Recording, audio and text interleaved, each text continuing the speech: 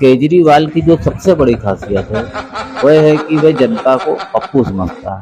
खुद को छोड़कर हर सामने वाले को वो बेवकूफ समझता है। भारत की सारी जनता को तो एकदम मूर्ख समझता है अपने आगे। अगर आपको यकीन नहीं हो रहा है तो चलिए कुछ उदाहरण आपके सामने हम पेश करते हैं, उसको आप समझिए। शुरुआत केजरीवाल की होती है, एकदम से सबको दिखते हैं अन्ना हजारे के आंदोलन से। वहाँ पर एक फाइल इसके पास हुआ करती थी, ये अपने पास रखे रहता था।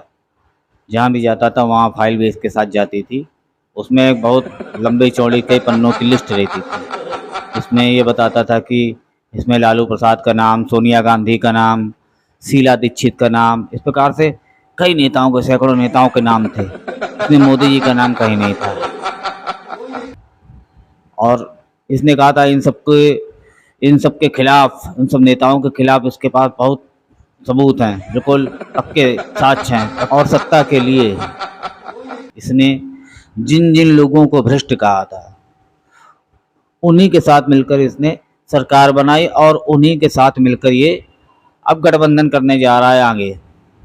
जबकि मोदी जी का नाम इसकी लिस्ट में नहीं था, तो आज ये तो जिनको ये ईमानदार कहता था उन्हीं के खिलाफ भ्रष्टाचारियों और घोटालेबाजों के साथ मिलकर ये गठबंधन कर रहा है।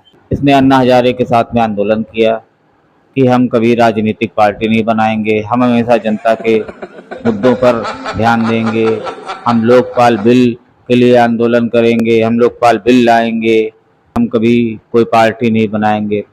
उसके बाद क्या हुआ, इसने राजनीतिक पार्टी भी बना ली। अपने बच्चों की कसम खाई कि मैं कभी चुनाव नहीं लड़ूंगा, मैं कभी कोई पद नहीं लूंगा। चुनाव भी लड़ लिया और मुख्यमंत्री भी बन गया। फिर इसने बोला था कि मैं कभी गाड़ी नहीं लूंगा, मैं कभी बंगला नहीं लूंगा, मैं कभी सिक्योरिटी नहीं लूंगा। गाड़ी भी ले ली, बंगला भी ले लिया, जिसमें करोड़ों रुपए का स्विमिंग पूल बनवा डाला। पूरी अय्याशी के साथ अपने बंगले में ऐशो आराम से रह रहा है। बढ़िया लग्जरी गाड़ी, बढ़िया सिक्योरिटी सब ले लिया।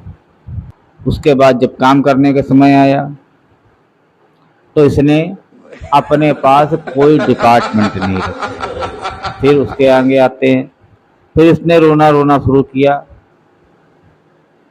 कि पुलिस मेरे अंडर में नहीं है,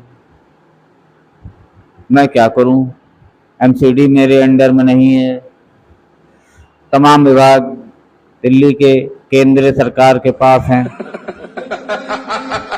एलजी मुझे काम नहीं करने देते हैं। ये रोना ये दिल्ली में रोता रहा। अब जब पंजाब में इसकी सरकार बन गई, वहाँ इसके अंडर में पुलिस भी है, वहाँ इसके अंडर में सारी कानून व्यवस्था जितने भी अन्य राज्यों के पास होती है। तब ये वहाँ पर ये हल्ला मचाता है कि केंद्र सरकार को इसमें सहयोग देना चाहिए। आखिर क्या ये व्यक्ति जनता को पूरी तरीके से मूर्ख समझता है? जब दिल्ली में पहले प्रदूषण था तब ये हल्ला मचाता था कि पंजाब सरकार इसके प्रति कुछ नहीं करती है, यदि पंजाब में हमारी सरकार होती तो हम ये प्रदूषण खत्म कर देते। अब जब पंजाब में इसकी गवर्नमेंट हो गई तो ये कहता है केंद्र सरकार की जिम्मेदारी है। ये कहने का मतलब ये है कि ये व्यक्ति दिन पर दिन झूठ बोल बोल कर जनता को किस प्रकार से मूर्ख बना रहा है। अभी आप देखिए कि सत्येंद्र जैन के पकड़े जाने के पहले हम कट्टर ईमानदार हैं, हमसे बड़ा ईमानदार कोई है ही नहीं दुनिया में, अगर हम ईमानदार नहीं तो दुनिया में कोई ईमानदार नहीं है, यहाँ तक इसका कहना है। सत्येंद्र जैन को भारत रत्न मिलना चाहिए, इतने ईमानदार है, इतना अच्छा काम कर रहा है। फिर जब वो पकड़ गए, अब सत्येंद्र जैन का नाम लेना छोड़ दिया। यहाँ तक कि इसने जो जितना भी भ्रष्टाचार कर सकता था किया। जेल के अंदर सत्येंद्र जैन को मसाज मिल रही है रेपिस्ट के द्वारा, और उसी रेपिस्ट को ये ऑन रिकॉर्ड वीडियो पर अरविंद केजरीवाल फिजियोथेरेपिस्ट बता रहा है। उसके बाद सत्येंद्र जैन को लगभग 1 साल होने को आ रहा है। फिर उसके बाद मनीष सिसोदिया से बड़ा तो कोई अच्छा कार्य कर ही नहीं सकता, मनीष सिसोदिया से बड़ा कोई कट्टर ईमानदार नहीं हो सकता, उससे अच्छा कार्य करने वाला कोई नहीं हो सकता है। फिर मनीष सिसोदिया पकड़े गए। आखिरकार भ्रष्टाचार कभी ना कभी तो सामने आता ही है। आया, जब पूरी तरीके से सबूत मिल गए तब उनको गिरफ्तार किया गया। गिरफ्तार होने के पहले ये कट्टर ईमानदार होने की धुन अपने बराबर चालू रखा इसने।